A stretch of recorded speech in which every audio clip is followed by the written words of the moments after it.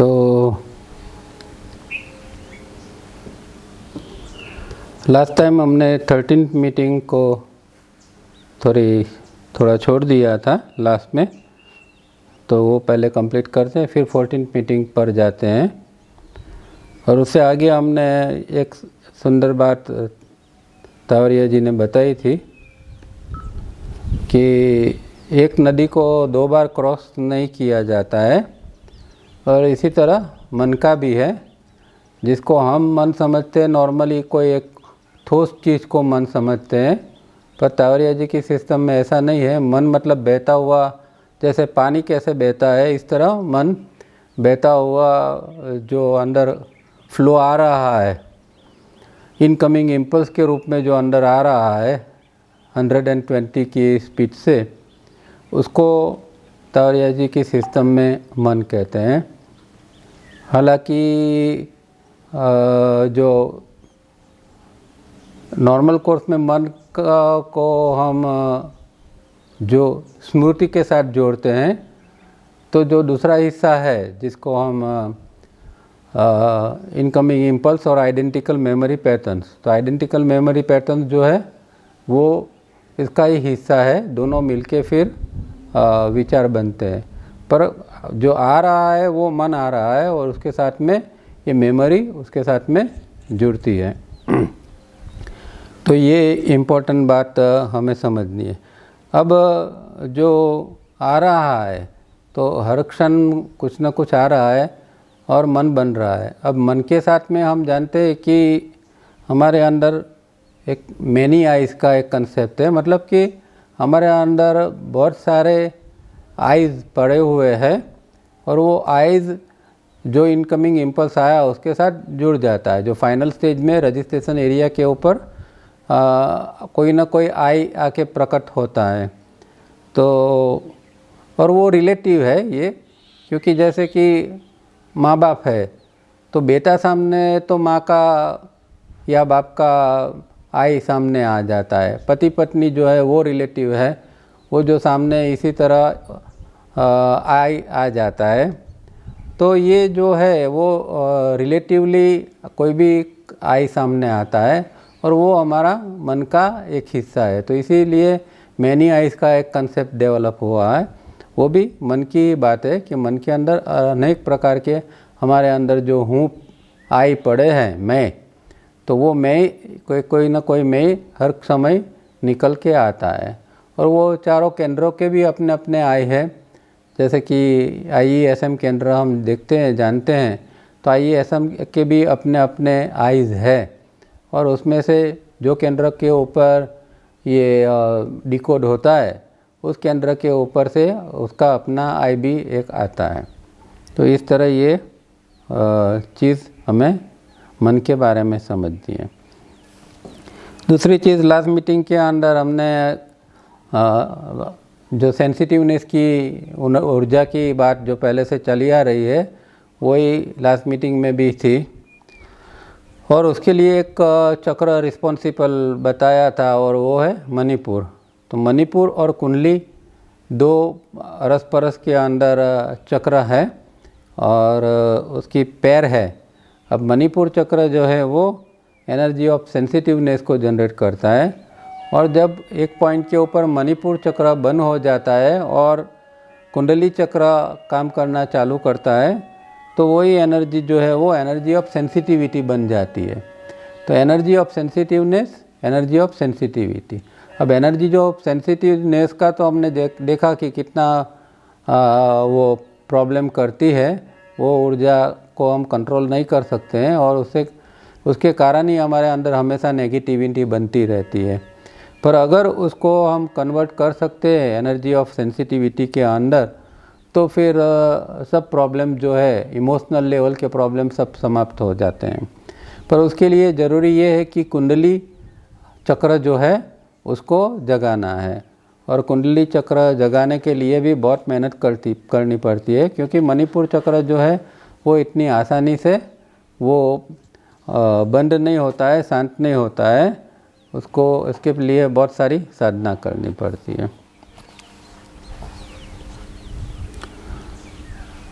तो लास्ट बात हमने ये पढ़ी थी पेज नंबर 41 के ऊपर. We have noted that what we term solar plexus is a combination of two centers, Kundali and Manipur. Please do not mix up this Kundali center with Kundalini. It has no direct relation. तो last तक यहाँ तक पढ़ा था. अब आगे आज देखते हैं. Manipur will stop generating this energy, so what results will follow? Remember these 3 lines from the light on the path stated in our last meeting. Check yourself and note how much your sensitiveness has reduced. Of course, habits formed over ages of past lives takes time. Nevertheless, it must show appreciable result. तो जब अब मणिपुर चक्र जो है वो काम करना बंद कर देगा, ये जब एनर्जी ऑफ सेंसिटिवनेस नहीं जनरेट होगी तो परिणाम क्या आएगा? तो वो परिणाम उन्होंने जो लाइट ऑन योगा की जो हम देख चुके हैं उनकी लाइंस, उसके अंदर जो 3 बात जो बताई है वो बात इसका एक रिज़ल्ट के फॉर्म में है. एक तो हमने देखा था कि भाई जो आँख, कान और जीवा, ये 3 चीज़ों के ऊपर कंट्रोल आ जाता है. तो जो पहली बात ये है ना, before the eyes can see they must be incapable of tears. Incapable of tears ये शक्ति या क्षमता आ जाती है जब सेंसिटिवनेस की ऊर्जा कम हो जाती है. तो फिर आदमी के अंदर जो है वो ओवर इमोशंस या ओवर सेंसिटिविटी जो है वो ख़त्म हो जाती है और वो एक नॉर्मल व्यक्ति बन सकती है. मतलब कि उसके अंदर एक कंट्रोल आ सकता है उसके इमोशंस के ऊपर. दूसरा पॉइंट था, before the year can hear it must have lost its sensitiveness. तो यहाँ भी सेंसिटिवनेस की बात आती है कि जब ये मणिपुर चक्र का काम बंद हो जाएगा तो ये सेंसिटिवनेस के कारण जो हमारे अंदर हम जब कुछ भी सुनते हैं और उसके कारण हमारे अंदर सेंसिटिवनेस आ जाती है, वो बात भी चली जाएगी, उसके ऊपर भी कंट्रोल हो जाएगा. और लास्ट में, before the voice can speak in the presence of the master, it must have lost the power to wound. Lost power to wound. किसी को फिर हम दुख नहीं पहुंचा सकेंगे. जब ऐसी स्थिति बनेगी कि अभी कुछ ऐसा गलत बोलना चाहते हैं तो भी बोल नहीं सकेंगे, किसी को दुख पहुंचाना चाहते हैं तो भी दुख न पहुंचा सकेंगे. तो ये 3 प्रकार की जो ये है उसके ऊपर, तीनों के ऊपर हमारा तीनों इंद्रिय जो है, आँख, कान और जीवा, तीनों के ऊपर हमारा कंट्रोल आ जाएगा. फिर भी कहते हैं कि भाई ये जो सेंसिटिवनेस की ऊर्जा जो है बहुत जन्मों से काम कर रही है, तो इतनी आसानी से ये कंट्रोल नहीं होगी और शायद हो सकता है रिज़ल्ट आने में टाइम थोड़ा लग सकता है. पर फिर भी धीरे धीरे करके निश्चित रूप से रिज़ल्ट, कुछ ना कुछ रिज़ल्ट, अच्छा रिज़ल्ट तो आएगा ही. सब निर्भर करता है हमारे प्रयत्न के ऊपर. और उसके लिए आसान प्रयोग उन्होंने वो कॉटन का दिया कि भाई 12 से 3, 4 से 7 के बीच में आप कॉटन लगा लो राइट नोस्ट्रियल के अंदर.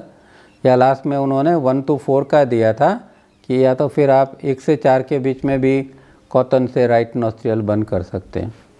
और इससे क्या होता है कि जब राइट नोस्ट्रियल हम बंद करते हैं तो लेप उसकी असर जो है वो क्रॉस में होती है हमेशा. तो जो लेफ्ट ब्रेन जो है हमारा वो ज़्यादा खटपट करता रहता है हमेशा, क्योंकि जो लेफ्ट ब्रेन है वो हमारा लॉजिकल ब्रेन है, उसके अंदर ही विचार बनते रहते हैं ज़्यादातर. तो जब राइट नोस्ट्रियल को हम ब्लॉक करते हैं तो लेफ्ट नोस्ट्रियल जो है वो रेस्ट में आ जाता है. ये यहाँ उन्होंने बताया ना कि the left side of mid brain will be rested. तो वो अभी एक आराम में आ जाएगा, अभी वो इतना उपद्रव नहीं करेगा. और उसके कारण क्या होगा कि लेफ्ट ब्रेन के अंदर जो कुछ सेंटर से, पॉइंट से, वो भी धीरे धीरे करके जागृत हो जाएंगे. तो उसके भी लाभ हमें फिर आगे जाके मिल सकते हैं. When this energy is not generated like a stream of fresh water that springs forth, Kundalini kundali, the smaller of the two centers, begin to spring forth or ooze with another type of energy. It is in drops, trickle, and it evaporates. In the beginning we say evaporates because it is generated, it is used up. Why, how? अब ये जो है, जब ये जो sensitiveness की ऊर्जा जब नहीं जनरेट होगी, अंदर नहीं बनेगी, तो कुंडली जो एक छोटा सा चक्र है उसके अंदर से एक नई ऊर्जा बननी चालू होगी और वो बहुत धीरे धीरे करके एक ड्रॉप के रूप में वो बननी शुरू होती है और वो ऊज होती है, मतलब वो उसका टपकना चालू होता है उस सेंटर से, ये कुंडली सेंटर से, और धीरे धीरे करके वो ऊर्जा इकट्ठा होती है। पर शुरुआत में वो एवापोरेट हो जाती है, जैसे भाप कैसे उठ जाती है, इस तरह ये ऊर्जा जो है वो जब तक इसकी क्वांटिटी अच्छी तरह नहीं इकट्ठा होती है तब तक उसका ठीक रिजल्ट नहीं आएगा। तो शुरुआत में तो वो बनेगी, थोड़ी उड़ जाएगी, थोड़ा उसका उपयोग होगा, ऐसा होता रहेगा। अब क्यों ऐसा होता है, why and how? The old habits die hard, it is said. तो जैसे कहावत है कि भाई जो हमारी आदतें हैं वो इतनी आसानी से इतनी जल्दी मरती नहीं है, वो बनी रहती है आदतें। सो दो the energy of sensitivity is not generated और is एप्रिसिएबली less, the old habit of being sensitive to what is said, heard or seen continue and there is a natural reaction. अब क्या है कि ये सेंसिटिवनेस की ऊर्जा तो अभी बंद हो गई, पर क्योंकि उसके कारण जो हमारे अंदर एक आदत बनी है हर चीज़ के अंदर रिएक्ट करने की, रिएक्शन देने की, तो वो एक आदत बन गई है। अब वो ऊर्जा नहीं बन रही है पर आदत पड़ी हुई है, और वो आदत के कारण अभी भी क्या होगा कि हम जो कुछ सुनते हैं, जो कुछ बोल रहे हैं या जो कुछ हम देखते हैं उसके प्रति हमारा कुछ न कुछ रिएक्शन हमेशा आता रहेगा। तो ये एक प्रॉब्लम है कि एक हैबिट जब कोई बन जाती है फिर उसको निकालना बहुत मुश्किल हो जाता है। उसका जो सोर्स है वो तो ख़त्म हो गया, फिर भी ये हैबिट्स का जो मोमेंटम है वो इतना स्ट्रॉन्ग है क्योंकि वो जन्मों जन्म से आ रही है। जैसे कि गुस्सा की एक हैबिट है, तो गुस्सा की हैबिट इस तरह अभी जन्मों जन्म से बन गई है तो उसका एक मोमेंटम है, तो उसके पीछे जो सेंसिटिवनेस की ऊर्जा थी वो तो अभी नहीं रही है या बहुत हद तक कम हो चुकी है। फिर भी जो एक उसकी हैबिट है गुस्सा करने की या नाराज़ होने की या जो प्रकार की, तो वो चीज़ जो है वो लंबे समय तक बनी रहती है और उसके कारण हमारे नेचुरल रिएक्शन बन होते हैं। हालांकि ये नेचुरल रिएक्शन बनते हैं पर वो अभी इतने स्ट्रॉन्ग नहीं होंगे। जब उसको सेंसिटिवनेस की ऊर्जा का सपोर्ट मिलता है तो वो एकदम स्ट्रॉन्ग होते हैं। वो जैसे कि वो इनफ्लेमेबल एनर्जी की जो बात की थी, इसी तरह वो इनफ्लेमेबल टाइप के और एक्सप्लोजिव टाइप के वो रिएक्शन होते हैं। अब जो रिएक्शन आएंगे वो थोड़े माइल्ड हो जाएंगे। And this new energy automatically at such periods lessens or totally removes this sensation of being hurt, and in doing so is used up until its own generation is not sufficient. One may blow up or burn oneself, but once the generation of this energy of sensitiveness is sufficiently lessened and this new energy from trickle from a few drops becomes a little flow, the change comes over the individual. अब क्या है कि ये नई energy जो है वो अब धीरे धीरे बनने चालू हो जाती है, वो सेंसिटिविटी की एनर्जी, क्योंकि अभी कुंडली चक्र धीरे धीरे सक्रिय हो रहा है और वो बहुत कम मात्रा में अभी शुरू हो रही है। फिर भी उसके कारण एक अच्छा ये होगा कि जो हमारे अंदर जो सेंसेशन ऑफ बीइंग हर्ट का जो होता है, मतलब कि जो हमें दुख पहुंचता है कोई चीज़ को सुन के, समझ के या देख के वो चीज़ जो हर्ट होने की चीज़ जो हमारे अंदर होती रहती है वो अभी काफ़ी मात्रा में कम होती जाती है। उसकी एक अच्छी चीज़ ये होगी कि हमारे अंदर अब सेंसिटिवनेस कम होने के कारण ये हमें जो चीज़ें दुख पहले पहुंचाती थी अब वही चीज़ हमें दुख नहीं पहुंचाएगी। और जो हम जो पहले जो हमारे सेल्फ को हम दुख पहुंचाते थे, यहाँ जो शब्द यूज़ किया है कि बर्न वन सेल्फ, तो बर्न वन सेल्फ का मतलब क्या है कि हमें अपने आप को जो दुख पहुंचाते रहते थे, तो हर्ट होते थे, दुख पहुंचता अंदर रहता था, वो सारी चीज़ें जो है वो अब धीरे धीरे करके सब समाप्त हो जाएगी। और ये जब होगा तब लास्ट में एक चेंज, डेफिनेट चेंज इंडिविजुअल के अंदर आएगा और वो व्यक्ति खुद भी वो चेंजेस को महसूस करेगा और उसके आसपास के जो लोग हैं वो भी देखेंगे कि हाँ अभी ये व्यक्ति के अंदर काफ़ी सारा चेंज आया हुआ है, उसके स्वभाव के अंदर भी काफ़ी चेंज आया हुआ है। तो ये इस तरह इतना चेंज हमारे अंदर आना ज़रूरी है, हम खुद जान सके और दूसरे लोग भी जान सके कि भाई हाँ इसके कारण ये चेंजेस आ सकते हैं। This is the first step to internal peace. तो यही एक फर्स्ट स्टेप है, अंदर की जो शांति है जिसको हम शांति कहते हैं, शांति को जंगते हैं, शांति के लिए हम दूर दूर जाते, पर्वतों पर जाते, समंदर किनारे जाते हैं, कई गुफाओं में जाके बैठते हैं, ध्यान करते हैं, सब करते हैं, पर जो इंटरनल शांति है वो नहीं मिलती है। जो जिस तरह की वो गहरी जो शांति होती है वो हमारे अंदर ही पड़ी है पर वो नहीं मिलती है। पर जब इस तरह की ये सेंसिटिवनेस की ऊर्जा का काम करना बंद हो जाएगा तब जाके ये इंटरनल जो पीस है उसका फर्स्ट स्टेप हमें मिलेगा। मतलब कि अंदर से एक गहराई की शांति का अनुभव होता रहेगा और धीरे धीरे वो शांति फिर बढ़ती ही जाएगी। We will say not the first step but the first joint step with 3 step rhythmic breathing in giving internal peace.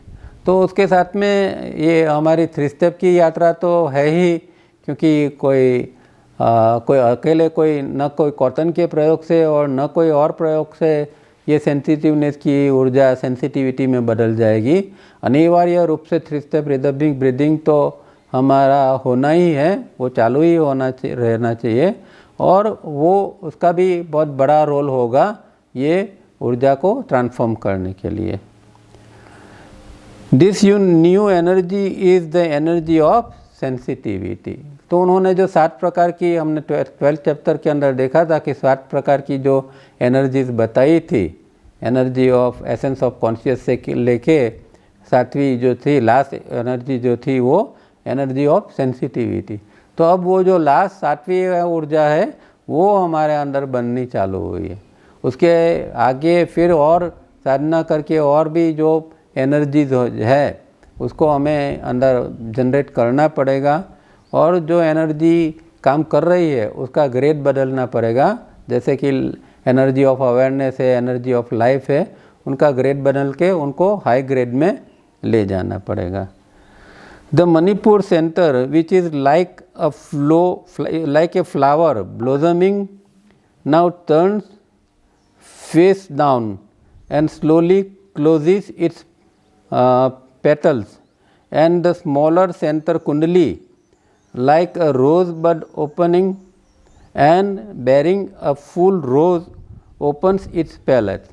तो अभी ये जो मणिपुर जो चक्र है वो जैसे एक अभी तो एक खिला हुआ फूल जैसा है, वो धीरे धीरे करके सिकुड़ना चालू कर देगा, डाउन हो जाएगा। उसकी जो पेटल्स है, उसकी जो पंखड़ियाँ है वो भी धीरे धीरे इधर करके बंद हो जाएगी, मुरझाना चालू कर देगी।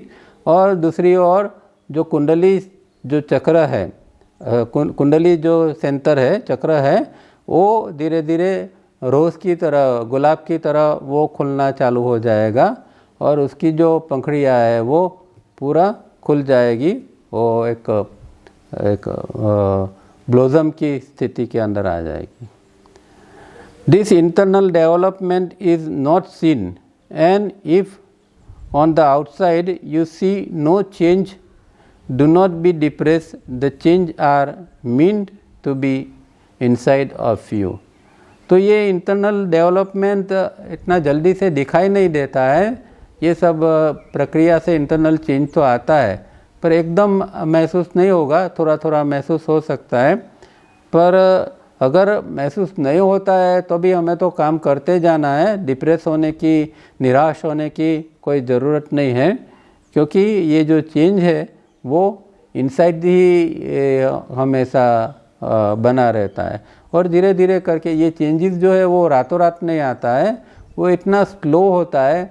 जैसे एक बच्चा जो होता है घर के अंदर बड़ा होता है तो पता नहीं चलता कि बच्चा कब बड़ा हो गया। हम तो रोज़ देखते हैं तो रोज़ कोई चेंज महसूस नहीं करते हैं, पर मानो 10 साल बाद 15 साल बाद किसी को देखते हैं तो पता चलता है कि हाँ इसके अंदर चेंज, ये फिज़िकल लेवल का भी ये चेंज आ गया।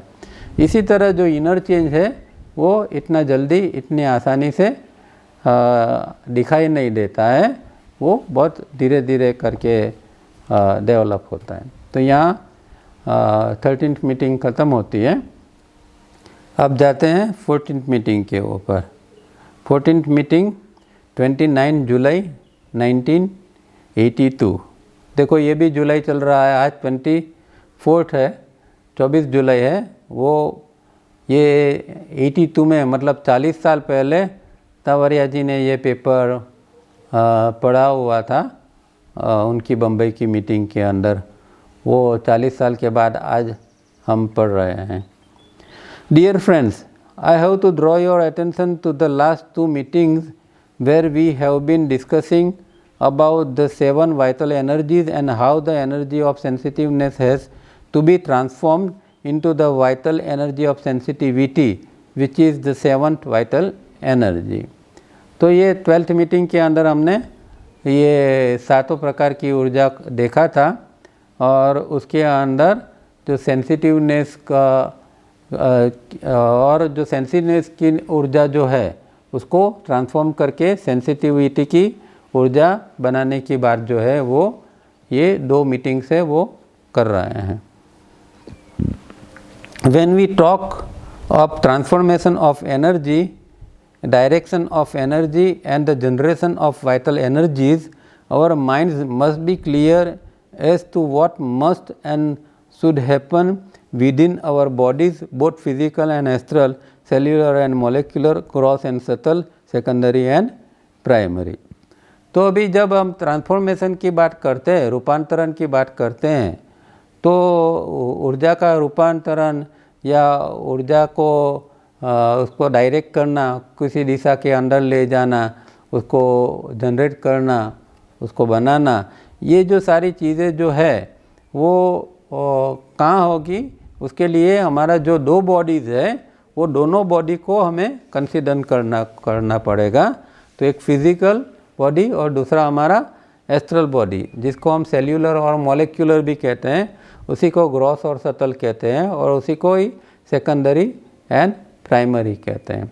तो ये एनर्जी का ट्रांसफॉर्मेशन के लिए दोनों लेवल की, दोनों स्तर के, दोनों बॉडीज़ के ऊपर एनर्जी किस तरह बन रही है वो उसको पहले हमें जानना पड़ेगा। We can not just talk and repeat like tape recorders. तो हमें कोई टेप रिकॉर्डर की तरह उसको पुनरावर्तन नहीं करना है, एक ही चीज़ को बार बार नहीं करना है, हमें समझना है और समझ के आगे चलना है। Very scientific, vital, subtle and complicated processes take place within our beautiful bodies. तो हमारा जो सुंदर शरीर है उसके अंदर जो ये जो प्रोसेस चल रही है वो प्रोसेस थोड़ी कॉम्प्लिकेटेड है, मतलब जटिल है, वो सूक्ष्म है और वो वैज्ञानिक भी है। उसको अगर हम वैज्ञानिक ढंग से समझते तो वो वैज्ञानिक भी वो ऊर्जा है। तो वो सारी ऊर्जाएं इस तरह हमारे सुंदर शरीर के अंदर जन्म लेती है और प्रोसेस उसकी बनती रहती है। Beautiful, provided we know and we practice consciously and unceasingly, otherwise our bodies will be hardly better than the bodies of domesticated animals. तो ये हम कहते हैं कि भाई सुंदर शरीर तो बनाना पड़ता है। सुंदर शरीर जो भगवान देते हैं तो वो सुंदर शरीर देते हैं, फिर हम इसको बिगाड़ देते हैं। अब उसको ही फिर हमें योग करके साधना करके उसको फिर अच्छा बनाना पड़ता है, उसको बायोलॉजिकली कंप्लीट करना पड़ता है।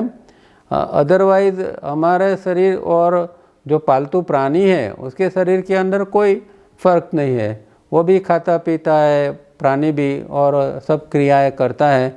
इसी तरह हमारा भी ये शरीर खाता पीता है और सब क्रियाएं करता है। तो दोनों के बीच में कोई अंतर नहीं है, सिवाय कि हम इसको बायोलॉजिकली कंप्लीट करते हैं तो ही वो शरीर जो है वो हमारा योग का शरीर या एक सुंदर शरीर जिसको कहते हैं ऐसा शरीर बनता है।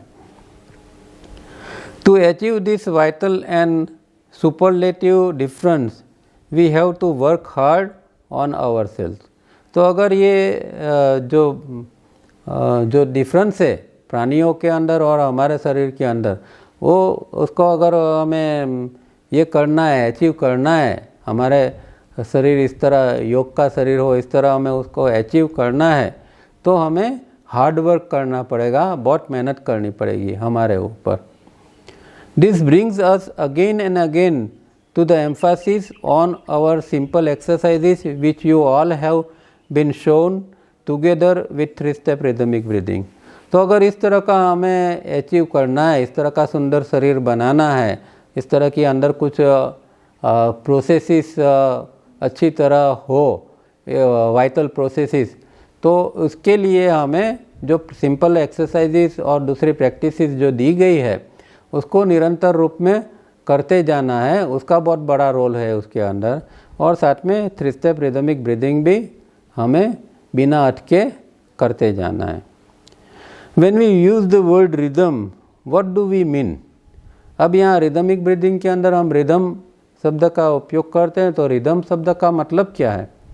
Music is rhythm. Music is based on 7 notes सा रे ग म प द नी, एंड सा रिपीटिंग मेक्स एन ऑक्टेव, और do re mi fa sol la si and do repeating makes an octave.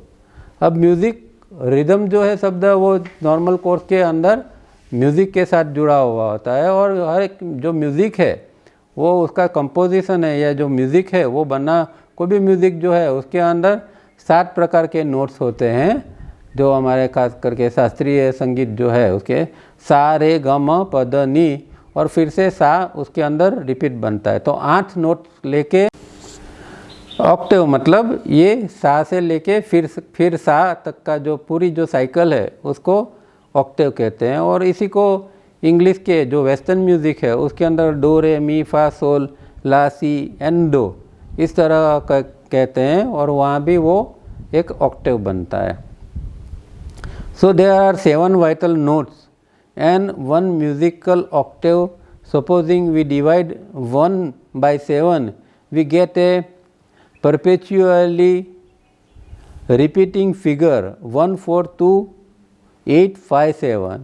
अब ये बहुत एक इंटरेस्टिंग बात यहाँ कहते हैं जो नॉर्मल कोर्स के अंदर हमने कभी सोचा भी नहीं होता है और हम करते भी नहीं हैं कि जो 7 नोट्स है, तो हम एक को 7 से जब डिवाइड करते हैं तो क्या फिगर आएगा। आप एक पेपर के ऊपर लिखिए और 1 से 7 को डिवाइड करिए तो क्या फिगर आएगा, तो ये आएगा 1 4 2 8 5 7। फिर से आप उसको और भी करना प्रयत्न करेंगे तो फिर से ये 1 4 2 8 5 7 रिपीट होता ही जाएगा। ये जो 2 और 2 4 और 6 फिगर्स जो है वो रिपीट होती ही जाएंगे जब तक आप उसको करते जाओगे तब कब वो इसके लिए, इसीलिए यहाँ इन्फिनिटियम कहा गया। ये इन्फिनिटम है, वो अनंत रूप से ये चलता रहता है। 1 4 2 8 5 7 add infinitum, and you will note that in there 3 6 and 9 are missing। अब देखो ये भी नॉर्मल ऑब्जर्वेशन में हमारा ये सब कहीं नहीं होता है। ये जो हमारे ऋषि मुनि थे या जो हमारे प्राचीन जो स्कॉलर्स थे रिसर्चर्स थे, इन लोगों ने ये सब धुन निकाला था। ये एक ऑक्टेव जो है वो बहुत प्राचीन वस्तु है, जिसके अंदर से एक लॉ निकला है, लॉ ऑफ 7, और दूसरा लॉ निकला है लॉ ऑफ 3। तो उसके अंदर हम देखेंगे कि 142857 के अंदर 369 जो है वो मिसिंग है। ये 3 फिगर नहीं है, न 3 है, न 6 है, न 9 है। Very interesting thing. These two sets are different sets. The formal 142857 depending on 369. तो ये 2 प्रकार के अलग अलग सेट्स है और वो एक दूसरे के ऊपर डिपेंड करते हैं। जो पहला है वो दूसरे के ऊपर डिपेंड करता है, 369 के ऊपर डिपेंड करता है। So we come across with our body the law of 7 and the law of 3. If properly functioning could establish the internal rhythm.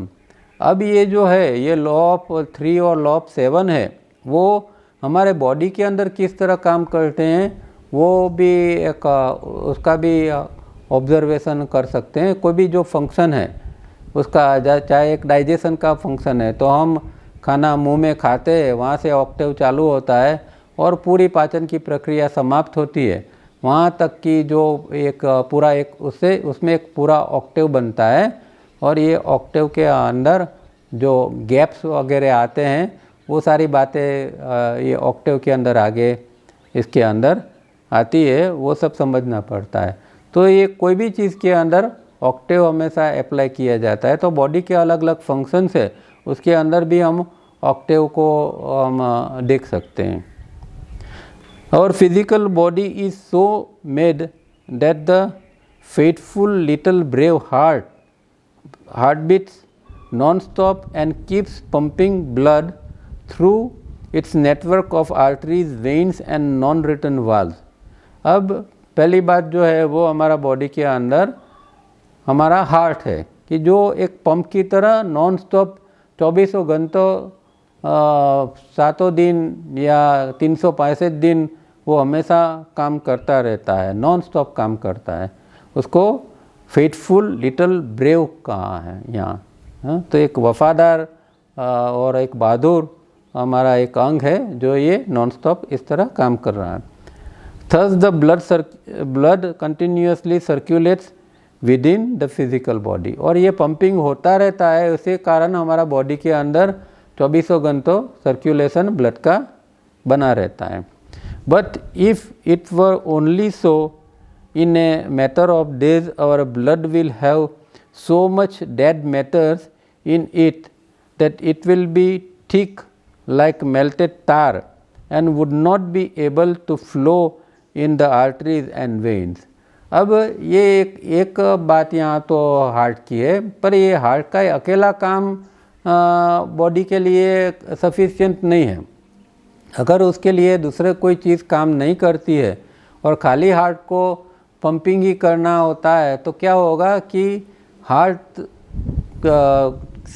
जो पंपिंग करता है और ब्लड जो बॉडी के अंदर सर्कुलेट होता है, तो बॉडी के अंदर जब ब्लड जाता है हर एक बॉडी के अंग के आगे एक छोर तक वो पहुंचता है और उसका काम क्या है कि फूड एक्सचेंज करना है। तो ब्लड के अंदर जब ब्लड शुद्ध होता है, उसके अंदर ऑक्सीजन है, उसके अंदर फूड है, वो क्या करते हैं वो सेल्स को दे देते हैं, और सेल्स के अंदर जो कचरा है, सेल्स की कामगिरी के कारण उसके अंदर जो कचरा पैदा हुआ है वो फिर ब्लड के अंदर आ जाता है। अब ये जो कचरा उसके अंदर आया, उसकी शुद्धि का कोई उसके अंदर अगर कोई ये नहीं होता, एक ऐसा फंक्शन नहीं दिया गया होता कि भाई ये जो ब्लड इम्प्योर हुआ है उसकी भी शुद्धि होनी चाहिए, अगर ऐसा नहीं होता, ऐसे कोई प्रोविज़न नहीं होता हमारा बॉडी के अंदर, तो ये जो है वो ब्लड एकदम ठीक हो जाता, गाढ़ा हो जाता, जैसे कि वो तार होता है जिसको हम डामर कहते हैं, वो इस तरह का गाढ़ा हो जाता और वो चौक हो जाता, वो वेन और आर्टरीज के अंदर घूम ही नहीं सकता। The whole system would choke and heart will not be able to pump thick material any more and we would be all dead. तो यहाँ जो ये बात है कि अगर कोई दूसरी चीज़ इसको ब्लड को शुद्ध करने के लिए हमारे अंदर नहीं होती तो क्या होता कि ये ब्लड ऐसा हो जाता कि इतना ठीक हो जाता और वो घूम नहीं सकता और आफ्टर ऑल हमारा शरीर की मृत्यु हो जाती. So an additional equally non-stop system was added as it was found absolutely essential and necessary if this physical body had to survive a short length of time, say 70 years or so. अब इसको अगर ये करना है, शुद्ध रखना है और हमें मानो कि 70 ईयर्स तक जीना है एक ऑन एन एवरेज टाइम, तो उसके लिए हमें क्या करना पड़ेगा, दूसरी चीज़ को इंट्रोड्यूस करना पड़ेगा. अब 5 मिनट के बाद में ब्रेक आएगा. नॉर्मल कोर्स में तो हम जॉइंट हो जाते हैं, पर अगर किसी कारण जॉइंट नहीं होते हैं तो आप रुक सकते हैं, थोड़ी देर में वापस हम जॉइंट हो सकते हैं. तो दूसरी चीज़ जो है वो यहाँ अगर इंट्रोड्यूस की जाती है और वो क्या है, so a perpetual non stop breathing system was added with its pair of lungs. Its intricate network of nerves, arteries and veins in the lungs with the diaphragm and the motion is as non-stop as the motion of the heart. अब दूसरा ये चीज़ भगवान ने हमारे अंदर बनाए, एक heart बनाया. हार्ट का काम जो है ब्लड को सर्कुलेट करना. अब दूसरी चीज़ जो है वो ब्रीदिंग के लिए हमें जो एपरेटस दिए है वो लंग्स है. तो हमारे अंदर श्वास, हम जो हवा से जो श्वास है वो जो शुद्ध ऑक्सीजन है उसको हम अंदर ले सकें और जो हमारे लंग्स के अंदर जो ऑक्सीजन आता है और वही इम्प्योर ब्लड भी वहाँ आता है और वहाँ क्या होता है कि ऑक्सीजन जो है वो लंग से निकल के ब्लड के अंदर चला जाता है और ब्लड के अंदर जो इम्प्योरिटीज़ जो है कार्बन डाइऑक्साइड वगैरह जो कुछ है वो फिर से लंग्स में आ जाते हैं, जिसको हम उच्छ्वास द्वारा एक्सपीरेशन द्वारा उसको बाहर हम फेंक देते हैं. तो ये हार्ट और लंग्स की एक जोड़ी है कि जो दोनों मिलके हमारा शरीर की शुद्धि का काम करते हैं और इसीलिए हार्ट और लंग्स दोनों का बराबर काम करना बहुत ज़रूरी है. आप थोड़ा फिजियोलॉजी में आप देखेंगे तो ये सब प्रक्रिया बताई है कि किस तरह हार्ट से लंग्स में ब्लड जाता है और लंग्स में से जो फिर शुद्ध हार्ट आके फिर लंग्स में फिर हार्ट में आता है, लंग्स से ब्लड प्योर होके फिर हार्ट में आता है और हार्ट से पूरे बॉडी के अंदर वो सर्कुलेट होने जाता है. तो ये पूरी फिजियोलॉजी अच्छी तरह हर किताब के अंदर बताई हुई है, वो आप देख सकते हैं और वो अच्छी चीज़ है समझना. तो इस तरह ये दोनों मिलके जो है और इसके अंदर जो ये ब्रीदिंग सिस्टम है उसके अंदर अलग अलग एपरेटस है, जैसे कि लंग्स है, फिर डायाफ्राम है, उसके अंदर जो उसके नर्व्स है, फिर मसल्स है जिसको हम इंटरकोस्टल मसल्स कहते हैं. ये सारी चीज़ें मिला के हमारा ब्रीदिंग होता है, हमारा ब्रीदिंग की पैटर्न बनती है और ब्लड जो है हमेशा शुद्ध होता रहता है. Both these systems, breathing and circulation of blood in the body by heart, are separate systems, and so every time the blood returns to the heart bringing all accumulated muck and dead matter, it is diverted into breathing system where it is cleansed and regeneration, and the blood once again return from this separate system to the heart to start its circulation once again, and the specific gravity of the blood is maintained at constant level of fluidity. तो जो मैंने अभी बताया इस तरह पूरी प्रक्रिया ये हो रही है, इसकी यहाँ बात कर रहे हैं कि लंग्स का जो हार्ट का जो अपर पार्ट है जिसको वेंट्रिकल कहते हैं, वहाँ से हार्ट जो है जो हार्ट का लेफ्ट साइड का जो वेंट्रिकल है वहाँ से नीचे ब्लड आता है और वहाँ से ब्लड जो है वो पूरे बॉडी के अंदर जाता है, क्योंकि ये ब्लड जो है वो शुद्ध ब्लड है, वो पूरे बॉडी के अंदर जाता है। तो इस तरह बॉडी के अंदर ये हार्ट और लंग्स की पैर काम करती है। So we see the need of an exterior force with power of registration for the heart to carry out its specific duties. तो उसको एक एक्स्ट्रा बाहर से एक फोर्स की ज़रूरत होती है रीजनरेशन के लिए। मतलब जो हार्ट जो काम कर रहा है वो तो है ही, पर जो उसको बाहर से ये जो ब्रीदिंग का एक ये मिल रहा है,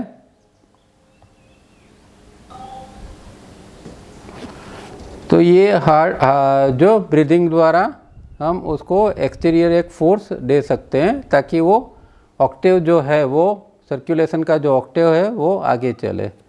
this simple extra force and regeneration is the minimum that God and nature has taken care of this physical body.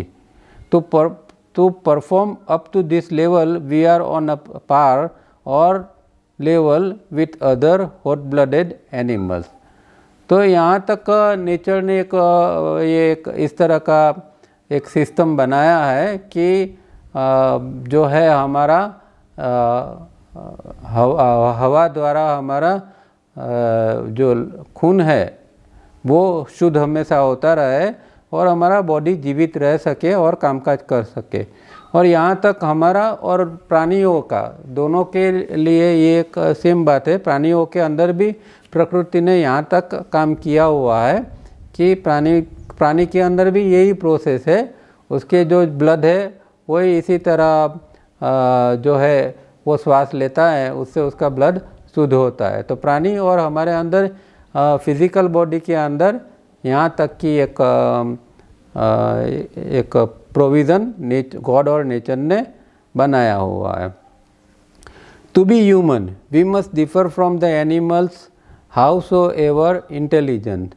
अब अगर हम एक इंटेलिजेंट इंसान है तो हमें प्राणियों से तो कुछ अलग ही हमारे अंदर होना चाहिए। प्राणियों से तो अलग ही कोई प्रक्रिया हमें अगर करनी पड़ती है तो हमें करनी चाहिए। मतलब जो जिस तरह हम योगा करते हैं या दूसरी चीज़ें करते हैं, जो प्रक्रिया यहाँ जो एक कॉमन है प्राणी और हमारे अंदर, उससे भी आगे कोई ऐसी चीज़ हो घटित हो, ऐसी प्रोसेसेस हम हमारे बॉडी ब्रेन सिस्टम के अंदर कर सके ताकि हम ह्यूमन बन सके, तो प्राणियों से हम अलग हो सके। Up to this point what does the physical body do. अब तक बॉडी क्या कर रहा है वो हमने यहाँ देखा कि भाई इस तरह बॉडी काम कर रहा है। Take in food and drink and from it create physical energy of work, crude energy of emotions, intellectual and sex and rudimentary awareness. तो जो हम खाना खाते हैं और पीते हैं उससे क्या होता है, एक फिज़िकल एनर्जी हमारे अंदर बनती है, फिज़िकल लेवल की एनर्जी बनती है और वो हालांकि क्रूड होती है, मतलब अनगर होती है, अपरिकृष्ट होती है। तो उसमें 3 प्रकार की एनर्जी हम जो खाना खाते हैं और पीते हैं उससे बनती है। इमोशन एनर्जी, इंटेलेक्चुअल एनर्जी और सेक्स एनर्जी, और कुछ हद तक अवेयरनेस की एनर्जी। तो अवेयरनेस की एनर्जी जो है वो बहुत प्राथमिक कक्षा की है या अविकसित एनर्जी हमारे अंदर बनती है। तो जो नॉर्मल कोर्स में खाना खाते हैं इसमें, और प्राणियों के अंदर भी यही है, जो प्राणी खाना खाते हैं तो उसके अंदर कुछ प्रकार के इमोशंस है, हमारे अंदर ज़्यादा है तो उसके अंदर बहुत कम प्रकार के कुछ इमोशंस होते हैं। इंटेलेक्ट भी उसके अंदर अपने ढंग से अपना जो प्रोग्रामिंग होता है हर प्राणी का, उसके हिसाब से उसकी एक इंटेलेक्ट काम करती है। और हर प्राणी की अलग अलग प्रकार की इंटेलेक्ट या उसकी एक अलग शक्ति क्षमता होती है, और हर एक के अंदर एक सेक्स तो कॉमन होता है। प्राणियों के अंदर भी अवेयरनेस होती है, जो उसके जीवन जीने के लिए जितनी ज़रूरी है इतनी अवेयरनेस दी है। तो इन शॉर्ट जो हम खाना खाते हैं उसके द्वारा यहाँ तक का कामकाज नेचुरल कोर्स के अंदर होता रहता है। This was the state of humanity not 4 or 5 million years ago. They were much better than the earlier primitive humanity, but not found on our planet. तो ये जो हमारी अभी जो ह्यूमैनिटी है उससे जो पहले की जो 4-5 मिलियन मतलब 40-50 लाख साल पहले जो ह्यूमैनिटी थी, वो उससे भी जो प्रिमिटिव जी थी, जो आदि मानव थे, उससे बेहतर थे, और शायद हमसे भी वो लोग बहुत एडवांस थे। पर अब क्या हो गया है कि हमारा जो एडवांसमेंट है वो इतना एडवांसमेंट नहीं है कि जो आगे की ह्यूमैनिटी ने जो एडवांसमेंट किया था। और अभी इस प्लेनेट के ऊपर, हमारे प्लेनेट के ऊपर तो ये ऐसा कुछ वो ह्यूमैनिटी का कोई अंश देखने को भी नहीं मिलता है। Millions of years ago in some different part of galaxy, Patal, when human beings were so crude that like the animals, they had no individual astral body, but yet they were different from animals because each had, in spite of such crudeness, an individual soul, and hence no animal can progress and develop to become a human being, and no human being, however degenerative, could become an animal, but this is not our subject. तो ये बाद में पढ़ते हैं। तो यहाँ ये कहते हैं कि बहुत लंबे समय के पहले इस तरह के एक प्रकार की जो ह्यूमैनिटी थी तो बहुत क्रूड थी, एकदम अनगर थी, उसके बॉडी भी बहुत बड़े बड़े थे, हमारे जैसे बॉडी नहीं थे, एकदम ऊंचे और अलग प्रकार के बॉडी थे। और उसके अंदर जो था वो उस समय वो एस्ट्रल उसके अंदर वो जुड़ा हुआ नहीं था, वो एनिमल जैसे लगते थे पर एनिमल नहीं थे, और उसके अंदर ऐसी क्रूडनेस थी। फिर भी उसके अंदर एक अच्छी बात ये थी कि उसके अंदर आत्म तत्व था, और जो दूसरे प्राणी थे उसके अंदर आत्म तत्व था नहीं।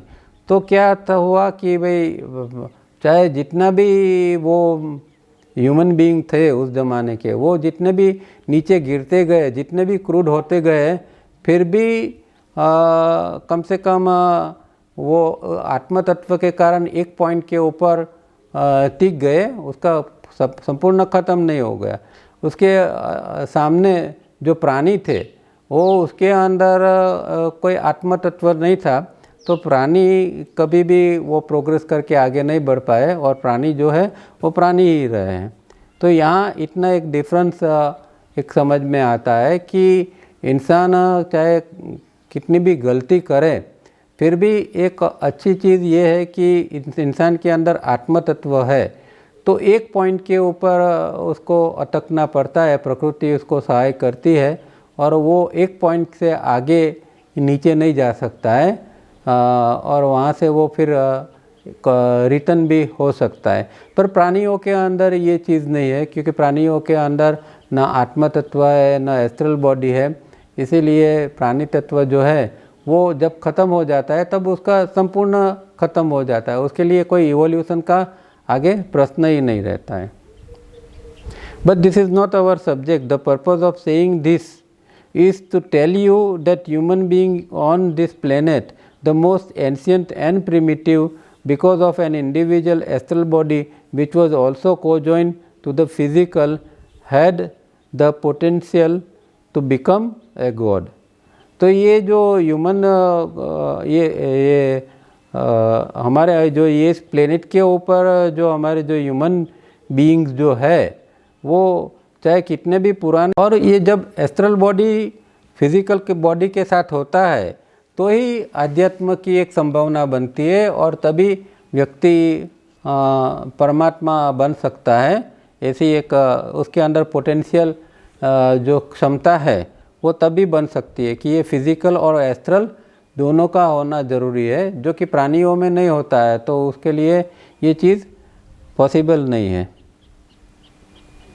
तो हमारे जो प्राचीन आदिकाल के मानवी थे उसके अंदर भी ये संभावना थी कि वो ईश्वर बन सके, मतलब आध्यात्मिक प्रगति कर सके। To become a god is to develop biologically and become whole and to generate and direct the vital energies. अब जो यहाँ भगवान बनने की बात है, मतलब क्या कि बायोलॉजिकल हमारा जो अंदर जो प्रोसेसिस है वो कंप्लीट बायोलॉजिकली कंप्लीट होनी चाहिए, होल होनी चाहिए, और अंदर जो अलग अलग प्रकार की ऊर्जा जो है वो भी रीजनरेट होती रहनी चाहिए। तो इतना अगर होता है और तब जाके व्यक्ति आगे का जैसे योग की दृष्टि से धारणा ध्यान समाधि का अभ्यास कर सकता है। तो बायोलॉजिकली कंप्लीट होना यही ह्यूमन बीइंग की निशानी है। दूसरे प्राणियों के अंदर और दूसरा कोई भी बायोलॉजिकल कंप्लीट नहीं हो सकता है। अब बायोलॉजिकल कंप्लीट क्या है वो शायद आगे बताते हैं। So to understand the law of 7 and the law of 3 we shall draw a circle meaning infinitude of powers within the human system. तो अभी ये लॉ ऑफ 3 का यहाँ पीछे भी फिगर्स दिए हुए हैं, हम देखेंगे 49 या 47 पेज के ऊपर। तो वहाँ उसमें लॉ ऑफ 3 और लॉ ऑफ 7 का पिक्चर्स बताए हुए वो आप देख सकेंगे। तो उसके अंदर लिए एक पहला एक वो लॉ ऑफ 3 के लिए एक सर्कल बनाने के लिए कहते हैं कि जिसके अंदर अमर्याद शक्ति, ह्यूमन सिस्टम के अंदर जो अमर्याद शक्ति है उसको बताने के लिए है। तो वो जो 369 के लिए एक सर्कल बनाने के लिए कहते हैं। In it we shall next draw a triangle with 3 sides and 3 angles equals. The 3 points of the triangle we shall number 369. Right hand bottom is 3, next is 6, and apex at top is 9. These are the 3 points that give force and power and regeneration to the system. What and where are these points in our human systems, and what force and power do these points release in the human systems, and what is the purpose? अब इससे पहले आप पीछे का diagram देख सकते हैं तो आपको थोड़ा आइडिया आएगा। एक्चुअली ये मीटिंग 14 के अंदर होना चाहिए, अपन 15 के अंदर ये घुस गया है 48 पेज के अंदर। इसमें आप देखेंगे कि पहला जो पिक्चर है डायग्राम 1, उसके अंदर लॉ ऑफ 3 बताया है, और जो एरो बताए हैं वो एरो जो है वो जो रीजनरेशन का जो डायरेक्शन है वो बताते हैं। तो 369 हम राइट साइड पर नीचे देखते हैं 3 है, लेफ्ट साइड पर 6 है और टॉप के ऊपर 9 है। तो इस तरह ऊर्जा जो है ये इस तरह गति करती है 369 इस तरह। दूसरा डायग्राम जो है जो हमने वो देखा था जो कौन से फिगर से 142857 वाला, तो वो यहाँ हम देख सकते हैं कि 142 इस तरह का। एक जो डायग्राम है वो 369 का है, उसको छोड़ देते हैं, तो दूसरा डायग्राम जो है वो इसका है, ये 1422857 का, और तीसरा जो नीचे बताया है वो दोनों का कॉम्बिनेशन है। अब फिर से पढ़ते हैं।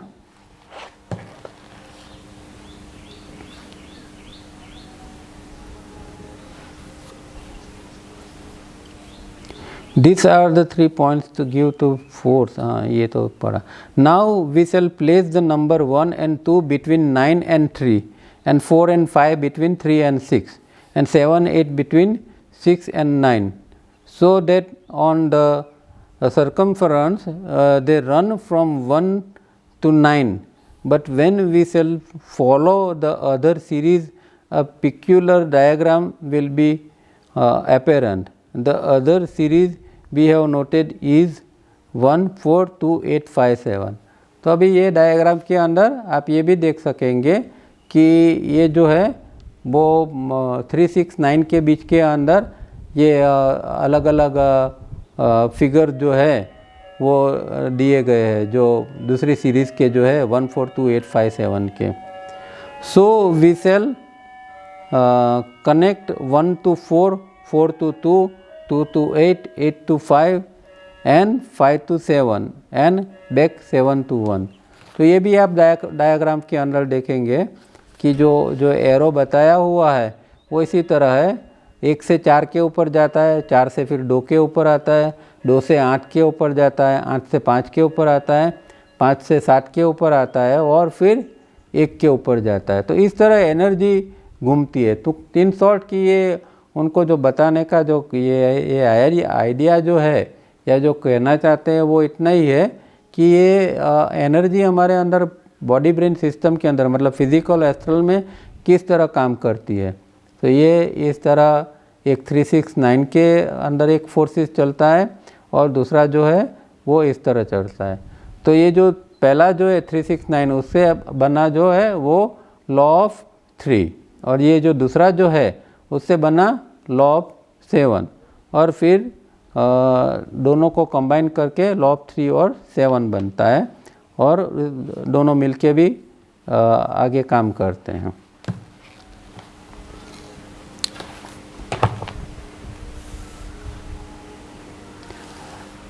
तो यहाँ समय हो गया है, रुकते हैं. अभी 2 पेजेस है वो नेक्स्ट टाइम पढ़ेंगे क्योंकि अभी धीरे धीरे सब समझना पड़ेगा. पर आप इसका स्टडी कर सकते हैं, इंटरेस्टिंग है और शायद पहली बार कुछ चीज़ें आपको जानने को मिलेगी कि ये लॉ ऑफ 3 क्या है, लॉ ऑफ 7 क्या है. हालांकि गुरजेफ सिस्टम के अंदर और काफ़ी डिटेल के अंदर ये बताया हुआ है, पर तावरिया जी ने अपने ढंग से ऊर्जा के रूप में, ऊर्जा रीजनरेशन के रूप में इसको बताया हुआ है. तो नेक्स्ट टाइम फिर आगे पढ़ेंगे. तब तक के लिए रुकते हैं.